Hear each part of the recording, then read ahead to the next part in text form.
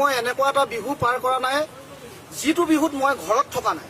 এইটো সময়ত হয়তো মই থাকিলোগৈ এদিন নামঘৰত আমি গাঁৱৰ ৰাইজে সকলোৱে মিলি আজি মেজিৰ ভোজ খাইছে। আৰু আমাৰ গাঁৱৰ যিটো পৰম্পৰা অসমীয়া হিচাপে আমি যিটো গৌৰৱেৰে আমি গৌৰৱান্বিত হৈ থাকোঁ যে অসমৰ বিহু আমাৰ জাতীয় উৎসৱ। কিন্তু আজি দুখৰ বিষয় এনেকুৱা এটা বিহুত আমি আজি সচলত অসমীয়া ল'ৰাখিনি পৰি থাকিবলগীয়া হৈছে। এই পৰি থাকিবলগীয়া যে হৈছে ইয়াত কিয় পৰি থাকিবলগীয়া হৈছে? ইয়াৰ একমাত্ৰ কাৰণ হৈছে এটা বহিৰাগত কোম্পানী আৰু ইয়াৰ পাছত ইয়াৰ দায়িত্বত থকা যিটো NSM বিভাগ আৰু এটা লেবাৰ কমিশ্যনাৰ যিটো বিভাগ, লেবাৰ কমিশ্যনাৰ বিভাগটো সম্পূৰ্ণৰূপে ইয়াৰ জগৰীয়া। আৰু ইয়াতকৈ জগৰীয়া মই মাননীয় মুখ্যমন্ত্ৰীক এটা কথা কওঁ। তেখেতে কয় যে আমি দুৰ্নীতিমুক্ত চৰকাৰ। আমি এই কোম্পানীটোৱে আপোনালোকক বাৰম্বাৰ দেখুৱাই আছো যে এই কোম্পানীটোৱে কিমান দুৰ্নীতি কৰিছে। দুৰ্নীতিৰ উদ্ধত কৰি গৈ পিনি তেওঁলোকে দুৰ্নীতি কৰিছে। কিন্তু কিয় আজি আমি যে এটা নতুন বছৰ ইয়াত পাৰ কৰিবলগীয়া হ'ল, আজি এটা এনেকুৱা এটা বিহু অসমীয়া বিহুৰ পৰম্পৰা এটা আজি আমি ইয়াত যে পাৰ কৰিবলগীয়া হ'ল, কিয়? এই প্ৰশ্নটোৰ উত্তৰ মাননীয় মুখ্যমন্ত্ৰী মহোদয়ে এই 3000 কৰ্মচাৰী থলুৱা কৰ্মচাৰীক আজি কেনেদৰে তেওঁলোকে এই উত্তৰটো দিব পাৰিব? আজি মই নকওঁ বুলি ভাবিছিলোঁ, কিন্তু আজি ক'বলৈ বাধ্য। মই নিজেও এজন বিজেপি কৰ্মী আছিলোঁ, কিন্তু আজি লজ্জিত হৈছোঁ। নিজৰ এৰিয়াটোত বিজেপি কৰ্মী হিচাপে মই আজি লজ্জিত হৈছোঁ। এটা কাৰণে লজ্জিত হৈছোঁ, এটা বহিৰাগত কোম্পানীয়ে যিখিনি অন্যায় কৰিছে, যিখিনি অত্যাচাৰ কৰিছে, যিখিনি দুৰ্নীতি কৰিছে, ইমানখিনি উদঙাই দিয়াৰ পিছত কিয় তেখেতলোকক ৰক্ষণাবেক্ষণ দি আছে? NSMৰ বিভাগৰ এজন MD আছে, MDজনে কি কৰি আছে? লেবাৰ কমিশ্যনাৰ এজন আছে, তেওঁ কি কৰি আছে?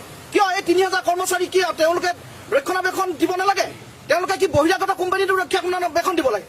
ইয়াৰ বাবে সম্পূৰ্ণ জগৰীয়া হৈছে NSM কৰ্তৃপক্ষ আৰু আমাৰ এই লেবাৰ কোডৰ যিটো লেবাৰ কমিশ্যনাৰ তেখেত জগৰীয়া।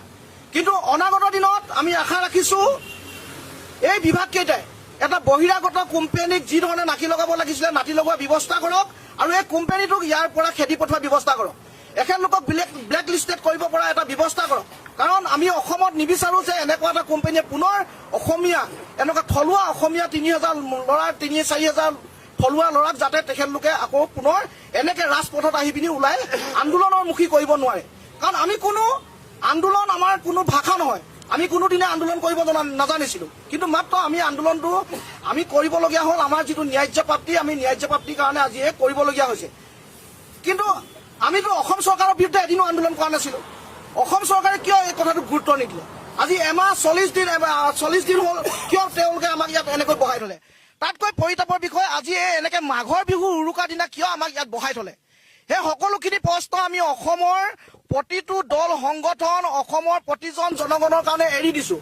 আপোনালোকে আজি নিজে বিবেচনা কৰক। এই এটা বহিৰাগত কোম্পানীক, যিটো কোম্পানী এনেকুৱা কোম্পানী নহয় যে তেখেতলোকে নিজে ইনভেষ্ট কৰি পিনি ইয়াত নিজে চলাই আছে, নিজে তেখেতলোকে আমাক পুহি আছে। কিন্তু এইটো নহয়, তেখেতলোকে অসমৰ টকা লয়, অসমৰ গাড়ী অসমৰ চৰকাৰে কিনি দিয়ে, তেখেতলোকে মাত্ৰ চলায়। কিন্তু অসমৰ পইচা তেওঁলোকে ইয়াৰ পৰা লুণ্ঠন কৰি অসমীয়া ল'ৰা 3-4 হাজাৰ ল'ৰাক ইয়াত ঠগি তেখেতলোকে অসমৰ পৰা পইচা লুণ্ঠন কৰি গুচি যায়। কিন্তু এই বস্তুটোত নাকি লগাব কোনে? এই বস্তুটোত নাকি লগাব লাগিব একমাত্ৰ অসম চৰকাৰে, একমাত্ৰ আমাৰ স্বাস্থ্য বিভাগ লিখা NSM এটা ডাঙৰ ব্যাকুম বিভাগ আছে, তেখেতলোকে নাকি লগাব লাগিব। আৰু এটা লেবাৰ কোডৰ লিখা এটা লেবাৰ আমাৰ এক্ট আছে, সেই লেবাৰ এক্টে কৰিব লাগিব। কিন্তু আজি আটাইতকৈ পৰিতাপৰ বিষয় যে আজি 40টা দিনে আমি এনেকৈ বহি থাকিবলগীয়া হ'ল। আৰু তাতকৈ পৰিতাপৰ বিষয় আজি এটা বিহুৰ উৰুকা নিশা আমি এনেকৈ আজি এই চেঁচাৰ ঠাণ্ডাত এনেকৈ পৰি আজি আমি এনেকৈ মিডিয়াৰ হওক বা য'তেই নহওক আমি এনেকৈ বাইক দি পিনে এনেকৈ পৰি থাকিবলগীয়া হৈছে। আমাৰ এখন ঘৰ আছে, আমাৰ ল'ৰা ছোৱালী আছে, আমাৰ মা দেউতা আছে, কি আমি ঘৰলৈ যাবলৈ মন নাই? আমাৰ কি ঘৰ চলাব নালাগে? আমি এই বহিৰাগত কোম্পানীটোক কিয় ৰক্ষণাবেক্ষণ দিছে? আমাৰ তাত প্ৰশ্ন আছে। গতিকে প্ৰতিজন অসমীয়া, আমাৰ অসমৰ প্ৰতিজন কি কয় প্ৰতিটো দল সংগঠন, প্ৰতিজন অসমীয়াকে মই এটা কথা আহ্বান কৰোঁ এই মঞ্চৰ পৰা যে অনাগত দিনত আপোনালোকে এটা আমাক যি ধৰণে এটা বহিৰাগত কোম্পানীয়ে অন্যায় অত্যাচাৰ কৰিছে ইয়াৰ বিৰুদ্ধে আপোনালোকে মাত মাতক আৰু অনাগত দিনত যাতে ভৱিষ্যতেও এনেকুৱা কাৰো লগত যে কৰিব নোৱাৰে তাৰ এটা ব্যৱস্থা কৰক।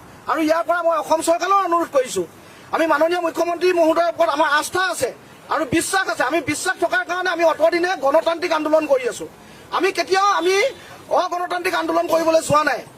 তেখেতসকলৰ পৰা আমি আস্থা আছে। অসম চৰকাৰৰ এটা যে তেখেতলোকে সদায় কৈ থাকে যে আমি শান্তি শৃংখলা বজাই ৰাখোঁ, আমি যিটো ভ্ৰষ্টাচাৰ, অন্যায়, দুৰ্নীতি তেওঁলোকে এইবিলাক আঁতৰ কৰিব বিচাৰে। গতিকে আমি এতিয়াও আহ্বান কৰিছোঁ অসম চৰকাৰৰ মাননীয় মুখ্যমন্ত্ৰী মহোদয়ক, এই বহিৰাগত কোম্পানী জিভিকে ইএমআৰে যিমানখিনি অন্যায় অত্যাচাৰ কৰিছে আৰু যিমানখিনি দুৰ্নীতি কৰিছে, আমি এটা আমি ইয়াৰ পৰা দি আছোঁ। আপোনালোকে মাত্ৰ তেখেতলোকক এটা নাকি লগোৱা ব্যৱস্থা কৰক আৰু আমাৰ এই অসমীয়া থলুৱা ল'ৰাখিনিক পুনৰ যাতে কাম কৰিবলৈ এটা সুবিধা প্ৰদান কৰে তাৰ ব্যৱস্থা কৰক।